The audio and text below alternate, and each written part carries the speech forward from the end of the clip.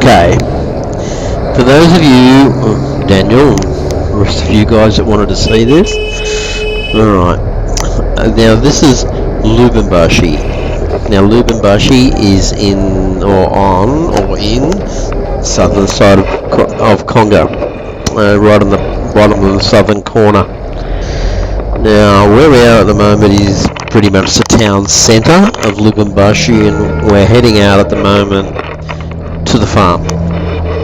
Now, where we're going to is GTK farming, which is about 85 k's from Lubumbashi. Now, what I've done here is that this is literally hours of filming that I've broken down into about 12-13 minutes. There was originally no commentary on this, but I'm adding this now on my computer at home, so you guys can see it. Okay, give you an idea what this is. Now we're in Lubumbashi town itself. You can see here, left-hand drive, of course, Daniel, and this is same where you. I don't know how you guys drive left-hand drive. But what we're going to do here is that I've cut this down a bit so you can see it. So we'll see some of Lubumbashi town, and then we're going to head out to the border or out of Lubumbashi past the airport to a checkpoint, and then we're going to head out towards the farm. But have a look on the side of the road and you'll see what the shopping is like there. Now, this is one of the only bitumen roads leading out of town. So I believe there's only one or two bitumen roads that actually intersect Condo, and we are about to be on one of them. So as we come out of Lubumbashi, and you can see the shopping, you can see what it's actually like in the township. Now, believe it or not, after you've spent some time on the farm at GDK, coming back to Lubumbashi, this is really, metropolitan. You wouldn't believe it, but after you spend some time on the farm and the villages, then this is pretty much a metropolitan place to be. So there seems to be less danger in this part of the world now than the last time I was there, but the road trip here is about 80 k's, 90 k's. I've got a GoPro going here so you can get a look at what the township's like. Now, we're coming up to a cut in the video where we're actually moving out of town, I believe. Oh, here we are. We're actually coming up to a checkpoint here. And if you have a look at this checkpoint, you'll see there's Lubumbashi.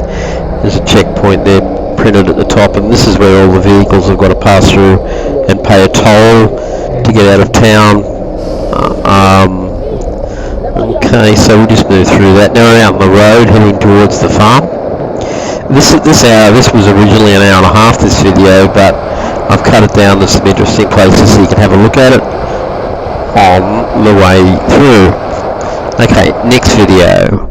Right, we've just left the gravel, we've just left the bitumen, we're now on the gravel, and this is a small village as we've left the bitumen road, and we're going in towards the farm. So you can see the shops here on the left. Mud brick is probably a pretty common sort of building here. You don't see too much corrugated iron, as you can see. Down the road here, you can see plastic foils, you can see straw, whatever they can get their hands on. I don't know, given that it's 40 odd inches of rain here a year, how dry that is, but I haven't been here in the wet season, but I can imagine it'd be pretty boggy and dusty. You can see, as you can see, there's a definite wet and dry season here. At the moment we're in the dry season, so this was about the middle of last month, so about the middle of the 6th, 15, 16, something later than the 6th month. Okay, I'm on the farm. There's a commentary with this, so I'm just going to be quiet for a minute. Okay, sorry, there is no commentary. I've muted it, haven't I, when I've cut the video down. Alright, where I am now is where I stayed on the farm. And I was there with a young man from Belgium who'd come to help the guys from the farm for a day. He's there for about 3 or 4 weeks, I think, about a month. Alex, nice young guy. Okay, so walking around the other side. If you have a look on the left there, left coming up, that's the bathroom window. Left coming up, that's my bedroom window right there. You can see the bars on the window. Okay, we're looking now at the farmhouse.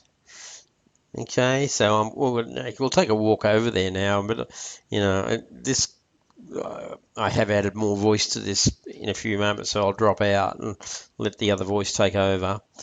But we're walking towards the farm, and as I is looking back at the building, right, and you will see there's a guard here on the left, and I'll explain that earlier when this drops out. So could be a little bit rough, guys, but you know what? That's the Congo. Sorry, Gilliam will kill me. It's Lubambashi, not I said earlier. So trust me, I have had trouble all the way through pronouncing this name. Now, okay, on your left you'll see a guard. Now that guy is there. They do two shifts, day and night. There's a day guard and there's a night guard. And they just simply sit there all day and all night and guard the farmhouse. Now, around the farm, they've got guards scattered everywhere, guarding pumps or guarding crop or whatever you want to guard, they're doing it. But the wages over there are a couple of bucks a day, so they're not overly concerned about that. But when I was there, Gilliam was telling me, who is the farm manager, was telling me at one stage of the game they were actually managing 3,000 natives. And, okay, this is the inside of the farmhouse. Yeah, it's almost like a Western farm. Just on your left, that's the cook in there. Now, his name is August. The guy at the front guarding is 17. So how I remember this is 17th of August. Okay. Now I was there for about 10 days. I've been home now a couple of weeks, but this will give you a bit of an idea of what it's like. So this driveway, they do everything. They sweep them by hand, and everything's done by hand. So, yeah, that's just looking back at the farmhouse. Look, I think it's 2 or 3 bedroom. And that structure you see on the side, that lean-to, that's like a shaded area and dead post covered in white ants. As soon as the timber dies over there, the white ants jump in and eat them all. So, okay, so I'm going to walk in. Now, in a minute, I'm going to get called back by August to go back and have something to eat. I'm starting to walk up to the office here. Now, in a minute, he'll turn around and go, "Hey, Wayne, time for lunch." Not in English, mind you, in French, and they speak French. These guys. Yep, time to go and eat. So I'm going to go back now and eat. Okay. So just hang on, just bear with me. We're walking back here now. I'll walk back into the house. Yeah, a bit of a green area for you. Okay, now this part of the tape, it's got a couple of minutes to run, but I'll go back in now and get some breakfast, and then I'll take you up to the office to show you the office on this video. But I don't know whether you've noticed, but there is no animals here. There's not an animal in sight. They eat them all. And in fact, Gilliam had a goat here under this farmhouse, and he's moved it, I assume, so the natives wouldn't eat it. Okay, just hang on.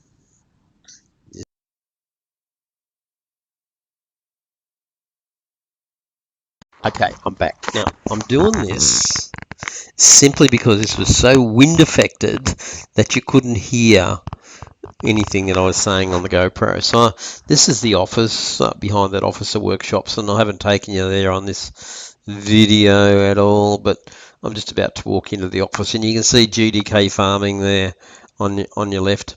Now keep in mind, there is, I don't know, I haven't said so, but this place is surrounded by a village.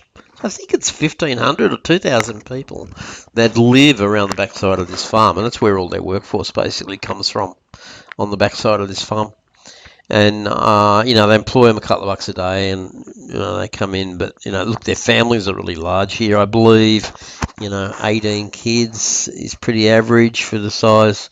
No TV in this part of the world, of course, and incest is pretty bad here, pretty rife. But Lubambashi, well, I'm actually looking at this map and I'm trying to show you where Lubumbashi is, and you'll notice my hand go up, but where I'm entirely in the wrong place. It's right down the bottom end of the map, not in the center where I'm looking for. It's right down the bottom end of the map. So it's on the southern side. Now, we're going to come up with some photos here. I'll give you a quick description of those. That's a tractor on the farm. I'm sure you guys know a tractor. You've seen tractors before. That's a grain air fan coming out of one of the containers. It'll be used there for aeration in the grain, so you can see it being lifted out. And the next photo, this photo is, well, that's where the guard lives. You can just see the structure there, but this is a pump house. So he's living in that, protecting the pump. Things get stolen there. This is just driving into the village, and you can start to see a few of the buildings there. Now, there's a good, nice little Western style village in this, school in this village. Another shot of the village as you come in. So that's a tractor, of course. Another tractor. How did that get in there? All right, that's another tractor. You can see the pump house there, the ute in the front. You see the guard standing out of the front of his little shanty there, and he's living in that. Another shot of the shanty. If you come into it, have a look. Okay, so okay, this guy, I met this guy, he's shorter than I am, and this is a handmade shotgun, made it himself. It's a breech loader. It works. All right, guys, that's it. That gives you an idea of what Lubambashi's about.